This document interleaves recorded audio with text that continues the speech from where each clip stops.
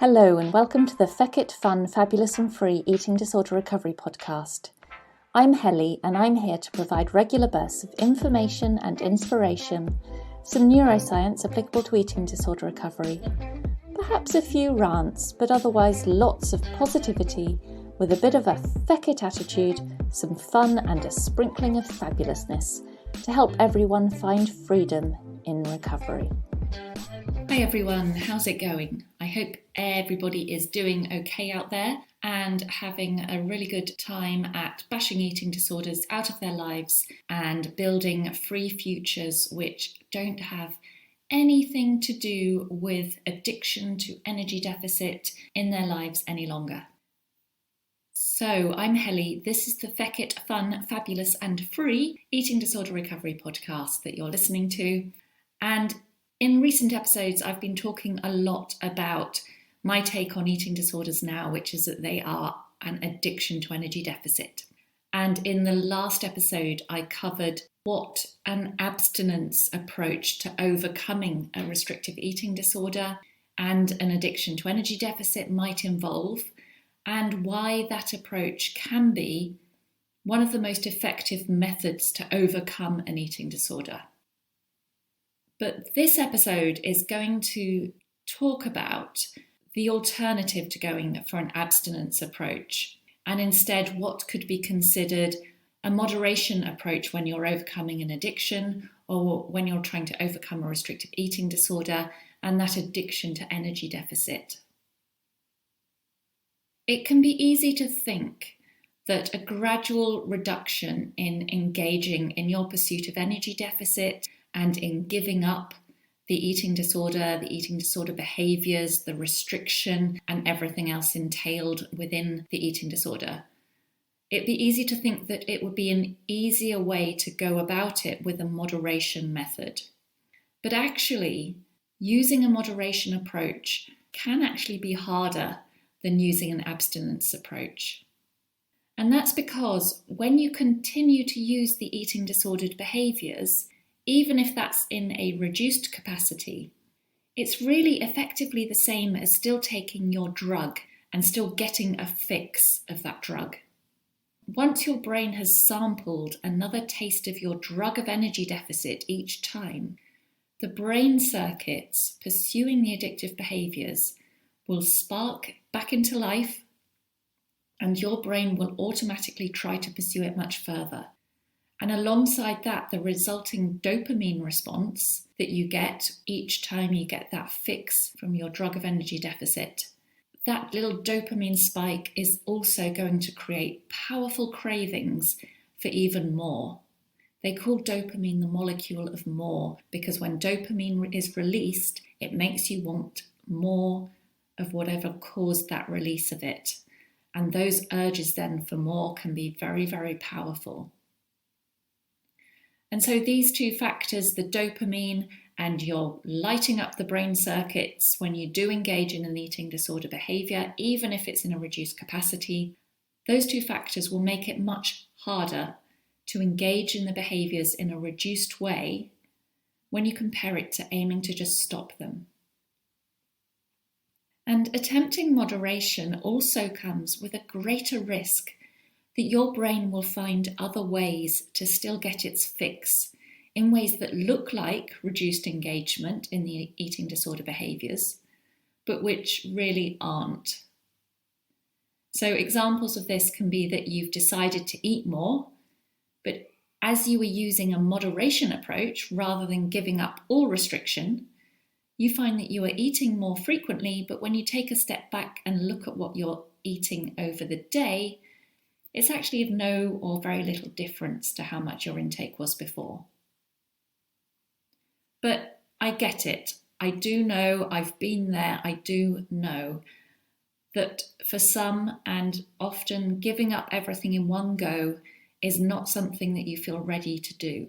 It might just feel that that's far too big a leap. It might feel too difficult emotionally. Or it might be you're still contemplating how willing you are to make changes. And so there are going to be those of you for whom smaller changes, which could be considered a moderation approach rather than full abstinence, is the preferred option, at least to start with. So if that's the case for you, what then can a moderation approach look like practically? And what are the risks to be aware of when you do use this approach or these methods? Perhaps the most common tool used in eating disorder treatment that prescribes moderation rather than abstinence from restrictive eating is a meal plan. So, meal plans are essentially a prescription for food of what to eat, when and how much. In some cases, people are given meal plans and they're told not to eat above the plan. And of course, that takes away any ability to eat without restriction. Other people are given meal plans and they're told that the plan is the minimum they need to eat, but the amounts the plan provides are very restrictive when compared to the person's hunger, and this exacerbates thoughts that their high appetite is wrong and should be suppressed. And then that has the effect of maintaining brain circuits that pursue restrictive eating. Overcoming an eating disorder takes self-empowerment and self-direction, although with support and reassurance.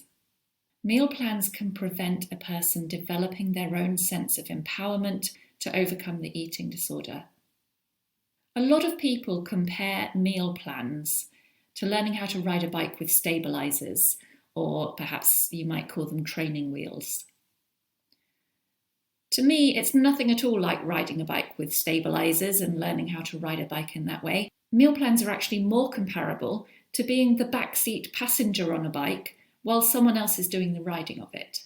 They do very little to teach you how to ride the bike yourself. But having said that, meal plans can have their place. I'm not saying that meal plans don't have a place for anybody. At first, you might feel that you need more structured guidance to increase your eating in a more prescribed way. And that can also be of value if you're at risk of refeeding syndrome in the short term. Meal plans can also serve as a means of damage limitation if you're not ready to make more changes, but you need to maintain physical stability. But meal plans should always be used with caution and in the short term, if at all, for those committed to overcome the eating disorder. Ultimately, meal plans prescribe moderation, and while there are rules and limits in place with your food intake, they will prevent you from ever developing the necessary skills to understand your body signals and to trust your hunger. So another way that moderation can be used in overcoming an eating disorder is when it comes to exercise and movement. You might decide that you won't abstain from it altogether, but you'll work on reducing it or switching from one type of exercise to another. And you might work with a professional on an exercise reduction program, which might be to reduce the amount of time you spend exercising each day or week, reducing the intensity, or perhaps doing something like swimming for yoga. Now, it's very likely that professionals who advocate this approach are unaware of just how highly addictive the exercise is. A lot of professionals who don't fully understand eating disorders might consider that the only problem with a person exercising when they're attempting to overcome one is that it will hinder their weight gain.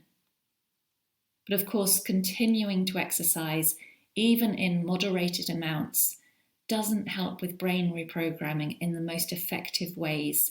And as with meal plans, this approach isn't one I would ever recommend for anything other than the very short term, if at all, or only as a means of damage limitation if you're not aiming to overcome the eating disorder entirely. At the end of the day, abstinence is always going to be the method with the lowest risk of failure. But again, you might decide that abstinence is just too much, and so a moderation approach, a step-down approach, is what you need as a stepping stone in your process to overcome the eating disorder. And when it comes to other behaviours, you might also choose to apply a moderation approach rather than full abstinence, or even be advised by professionals to cut back rather than stop. But please don't believe anyone, no matter how qualified they seem, who tells you that you won't cope with stopping behaviours or giving up the eating disorder. You will cope with more than you know. And if anyone tells you that you won't, you go out there and you prove them wrong, because I know that you can. So let's consider some of the other behaviours then. Purging through vomiting. So if you purge through vomiting, applying a moderation approach to this will involve creating very strict boundaries for yourself in terms of how often you will allow yourself to purge, and hopefully with a very significant reduction to now.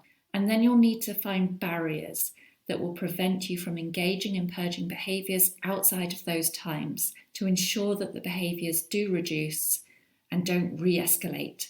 And of course, aiming to stop it entirely in as short a time period as you can. When it comes to the use of laxatives or diet pills or diuretics or other substances, stopping these suddenly might be medically unadvisable, and I discussed this in the last episode. So if you have a dependence on laxatives or other substances, please seek medical support and advice in how to reduce and stop them. The topic of weighing yourself or being weighed by others, that is a topic for a future episode all in itself, which I will get around to making at some point in the very near future. So with weighing yourself, consider the benefits or potential harm that weighing yourself or being weighed and knowing your weight will have in this process. And if you decide you want to continue to weigh yourself, then as with other behaviours, set very strict boundaries around it and find ways to keep to them.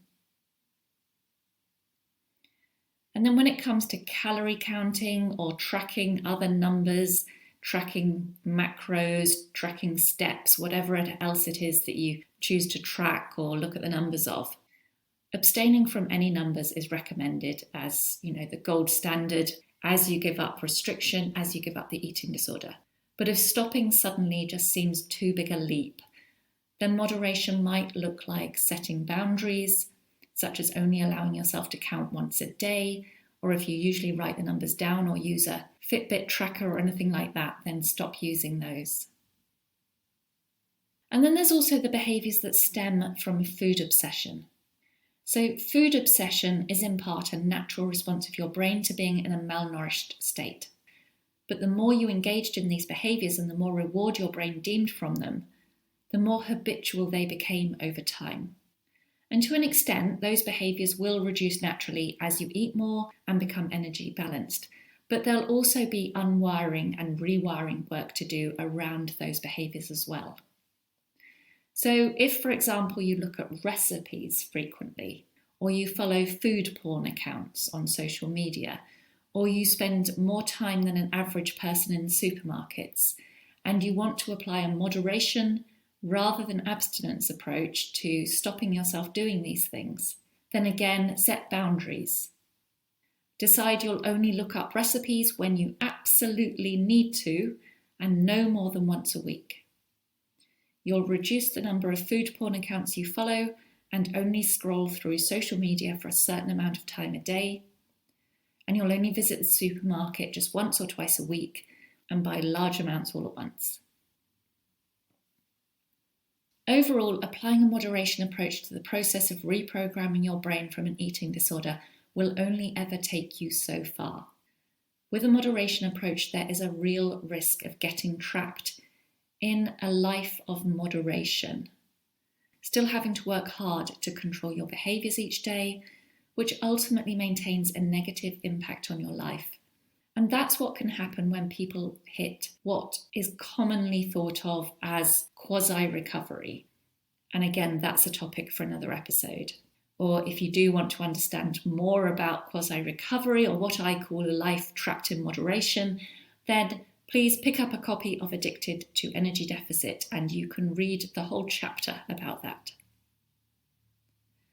But honestly, this is your recovery journey. This is your process to overcome the eating disorder and overcome the addiction to energy deficit, and you take ownership of it. It might be you decide to toe dip into the process initially. You might just need to reassure yourself that changes are possible before you take that larger leap of faith. Or maybe there are medical issues that apply and you need to apply moderation in the first couple of weeks. And in the next episode, I will be talking about refeeding syndrome and some of the risks in the first week or two that can be there for some people in overcoming restriction. But as I've said before, and I'll say it once more, a period of full abstinence is always going to be preferable because it gives your brain the best chance to fully reprogram and a lower risk of lapses. And once you're in the abstinence process, most people find that it's easier than attempting to navigate the more confusing waters of behaviour reduction and moderation. Because conversely to what you might think, in 99% of cases, abstinence really is less distressing than moderation. And yes, that is an official statistic that I might or might not have just made up. You decide. So it's up to you what you decide to do at the end of the day. It's up to you how you go about approaching the eating disorder. The only thing I would say don't do is don't do nothing. Any action towards overcoming the eating disorder is better than doing nothing. Because the more you chip away, if that's the way you're going, the more confidence you'll build in yourself and your abilities, and it will get easier to knock bigger chunks out of that eating disorder as you proceed.